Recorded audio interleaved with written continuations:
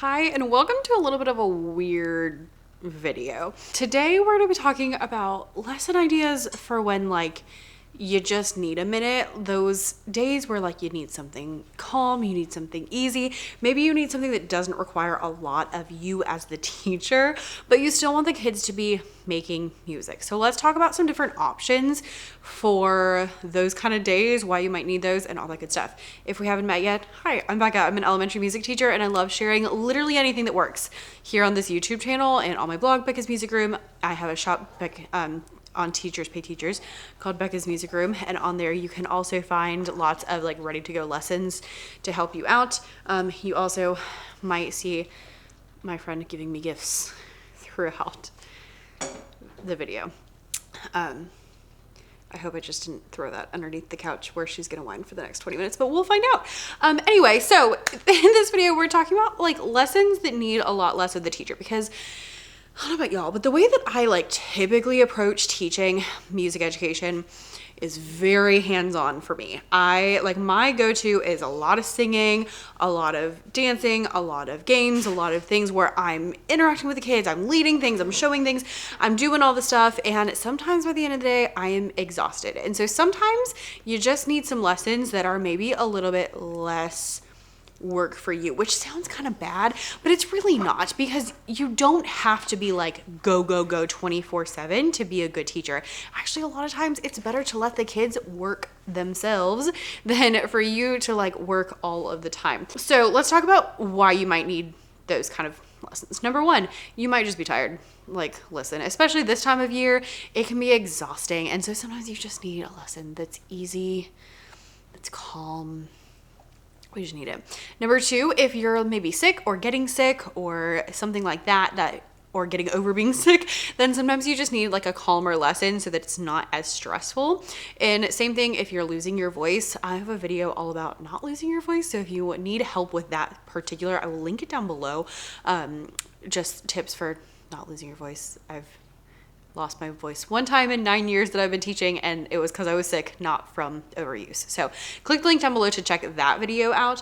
Or sometimes you need the kids to do things because you need to put grades in, or you need to do this, you need to do that.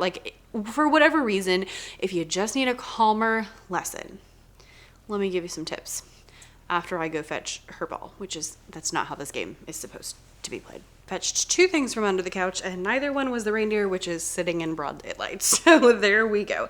Anyway, let's talk. I have 4 different options for today that we're gonna go through. They're all just easier things.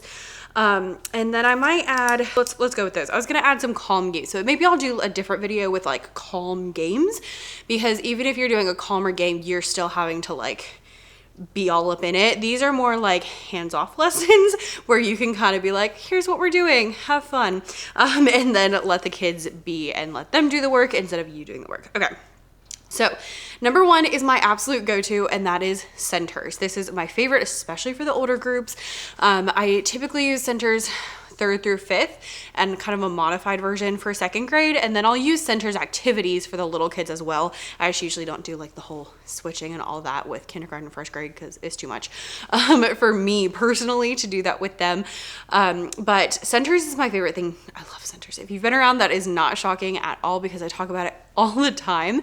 And yeah, so you're probably Becca, what do you even talk about? Centers is when you have a couple of different games that the kids rotate through. I love this because it's a great way to practice concepts you've been working on, and they get to practice in lots of different ways. So typically I'll have one that's a game. I might have one where they're reading flashcards. I might have one where they're writing rhythms. I might have one where they're doing something that's getting turned in. And so there's just lots of different ways that you can approach the same concept to really get the kids thinking about it and understanding it better. Where you can mix concepts and you can do new concepts and old concepts, that's good too. The great thing about centers is after you establish this is a thing we do in class, you can pull them out anytime you need. So the other day I was oh man, I had it was one of those weird, I was gone for a few days, and so the rotation got all mixed up. So I had 2 days before my next rotation started. So I just pulled out some centers and we were able to just go for it. And it was something easy. Also, if you play the same games, even if you change the concepts, like maybe I play the same game with quarter rest as I do with half note, they already know how to do it. You're just like adding more difficulties with the new things. So that's helpful too. And I just love it. It's so great. And the kids love it. They have so much fun doing centers. They get to talk a little bit. They get to move around. They have that like stimulation of changing the activity. And then again, they're still working. Now, sometimes in centers, I have like a teacher group that I'm working with in small group, and sometimes I'm doing like remediation, and sometimes I'm putting grades in while they're doing their thing. I have like a cart, and I'll put my cart kind of like in the middle or like in the front so I can see everybody and they know that I can see them, and I'll sit there and put my grades in while they'll, get things done. Because sometimes you just need something. You just need the kids to do something while you get stuff done. And there's no shame in that. So centers is a great way to do this. If you want some centers ideas or you need some centers ideas, I have a whole, it's like 12-page long list of centers ideas, most of which are like very little prep at all, and is free. So I will link that down below. It's like categorized. So it's like rhythm centers, selfish centers. So you have lots of different options, and there's some links on there to some other freebies and some blog posts and videos if you need more information about a particular game or activity. So number 1, centers. This is my absolute go-to. And on that same vein, if you don't want to do like a full centers, you could always have the kids do 1 or 2 activities and just have everyone doing the same thing. It's more small groups than centers at that point, but that works too. All right, so number 1 is centers. Number 2 is play-alongs. I love a good play-along. Play-alongs are videos that people on YouTube make where the kids can just play along with the video, and it makes life so good. So sometimes we have play along days where we do a body percussion play along, and then we do a rhythm play along, then maybe we do another rhythm play along, or maybe we do like a boom whacker play along or percussion play along. There's so many different things. If you're working on a rhythm, you can type in like half note play along and a million of them will pop up, or you can do boom whacker play alongs. I love boom whacker play alongs. This is why, because you give everyone a boom whacker and they play through it, then you switch colors. So then it's the same thing, but they have to do it with a different color. So they have to look for a different note. And so you can do this so many times because they have to keep switching the notes. Or you can do like percussion, or you could have, sometimes I'll let the kids pick like 2 different instruments, and they'll do one, and then we'll do a rhythm play along, and then we'll switch and use the other instrument for rhythm play along, different things like that to make them last longer. These are great because the kids are super engaged. They're practicing rhythms and playing along and doing all that stuff. Or they're practicing steady beat if it's the younger kids. And you don't have to stand there and facilitate it. So we love a good play along day. Body percussion play alongs are great. And I always make them do them more than once. We never do it just one time. So we'll do it once. Sometimes we'll stop and we'll go through like each rhythm on each slide, and then we'll do it again. Then maybe we do it a 3rd time, but I change something or we switch instruments. And I usually also have them clap first. If we're doing rhythm, we'll clap, then maybe we'll add the instruments, then maybe we'll look and play each one, and then we'll play it again. You can get through them quite a few times, and this is really helpful if you just need something chill. Now, the downside to play-alongs is you do have to like turn it on. So if you're trying to get things done, you do have to pause every few minutes to switch. But you can have just a couple of them like loaded up and ready to go, and then you can just kind of go straight through them. Do this one twice, do that one twice, do that one 3 times, and you're good to go. Okay, so play-alongs are a great thing, and I love that you can look through like whatever. I have a couple play-alongs, but I don't have a ton of them because they take a long time. So if you find someone who has good play-alongs, like subscribe to them and like all their videos, because it's a lot of effort, and those people are the real heroes of music education. Number 3 is a little bit of a longer commitment, and this is projects. So I love a good project in 4th and 5th grade. I especially am filming this at the beginning of February, and February is one of my favorite times to do projects because that like January, February time, it's just like a weird situation.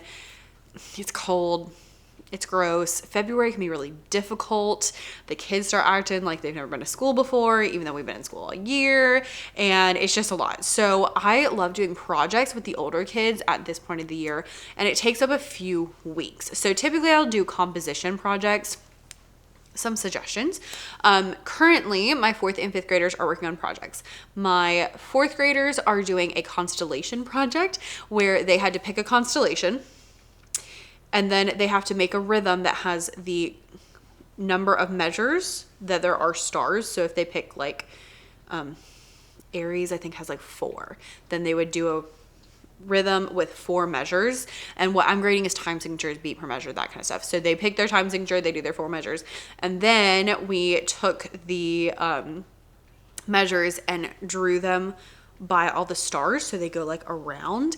And then we did a final project, like a final draft on a black sheet of paper with white colored pencils, and they're really cool looking. So today was like the first day of my rotation. So my group today finished their final drafts, and then next week I'll have them perform them in front of the class, and they'll do that. So this took, I think we spent 3 lessons, not like the whole lesson, like basically 30 minutes working on each part of the project, and then next week we'll do like the presentation of it. So that takes like a good solid month, which I find helpful. So that is what we're doing with 4th grade. I am gonna post that on TPT, but I haven't done it yet, and I'll maybe do like a whole video on like details, and I'll pop up some pictures of the finished products because they're really, really fun and cool. And then it integrates their science because they learn about stars and space and all that good stuff. 5th grade, we're also integrating science. They're learning about forces, so constructive and destructive forces on the earth, so like erosion and weathering and like that kind of stuff. So what they're doing is they had to come up with words that went with either constructive or destructive forces. They had to come up with rhythms that match their words. So if their word is erosion, they might pick ti-ti-ta, or, you know, whatever equivalent of that would work. And then they arrange those into 4-measure compositions. And then same thing, they'll perform them, and same thing. We've spent about 3 lessons on it. That first lesson usually is only a half a lesson. And then next week they'll perform their composition. I make them do a final draft that's neat and pretty. That one's a little bit weird. I do have an animal ecosystem one that 4th grade's going to do that is up on TBT, so I'll link that one down below. It's the same thing, but it's animals in an ecosystem instead of forces, because forces are weird. But the animals is fun because they get to pick like which ecosystem they want to use, and then it's all the animals in that ecosystem. That's a good time.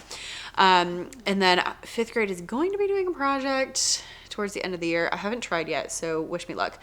But they're going to be doing a melodic project that goes along with tides. I work at a STEAM school. Have I mentioned that? So we do a lot of projects. We do a lot of that kind of stuff, and it's going to be interesting. We'll see. But I like a project because it makes your lesson planning really easy, because for like 3 weeks in a row, lesson's basically the exact same thing. We're working on our project. It takes up a good bit of time. And then the other thing is, it really helps you understand who understands the concepts, because it becomes really clear when we do a project like this if you have any idea about beats and time signatures and measures and all of that. Like, we can kind of review that, and it gives me a chance to kind of like talk through things with the kids.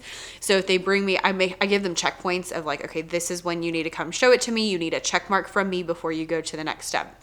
So they'll come show it to me, and I can check it, and then if they don't understand it, I can explain it to them. So if they're having a hard time, this is a great time for me to help them out, which I do also love as well.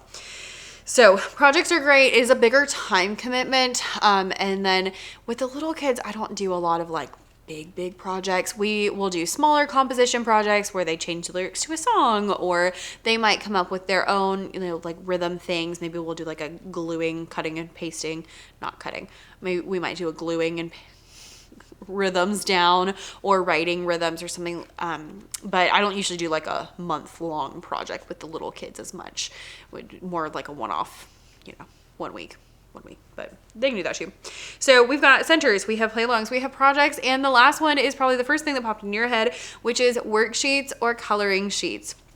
Worksheets and coloring sheets are a great way for your kids to show what they know, and for you to have a few minutes of quiet. For example, 3rd grade right now, we're doing like a half a lesson. We have like a warm-up, we're reading a book, and then they're doing a worksheet where they are writing rhythms with half notes.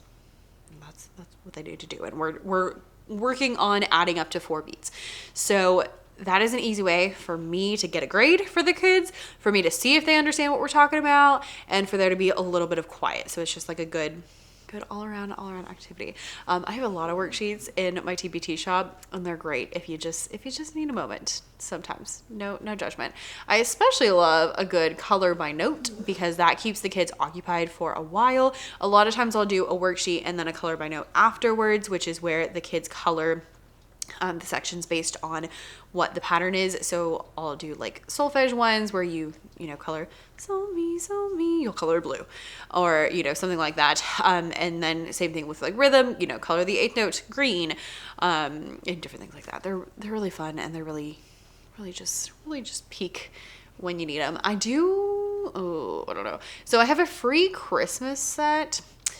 And they're not all Christmassy in there, but I'm not sure what made it into the Christmas set. So I can't guarantee it'll be the right rhythms that you need that are not Christmassy. But you can definitely find some. I have like ocean rhythm ones, and I have solfege spring ones, and I need to work on getting some more because I find those really helpful and I often need them. So it's a thing that I'm trying to do. And then, again, you can get more quiet. The kids often, they'll be like, today was a really chill day. And I'm like, yes, it was. And we appreciate a chill day. So for whatever reason you need a chill day, whether it's because you need to get work done or because you're sick or because you just need a day or because your other classes are taking up so much effort that you need other classes to kind of chill out, whatever the reasoning is, first of all, don't be ashamed. Not every lesson has to be super crazy. It's okay. Secondly, do what you can. These are great options if you want the kids to be still learning, still practicing music, even while you get things done. Okay? Okay. Thanks for watching, and I'll see you in the next one. Bye.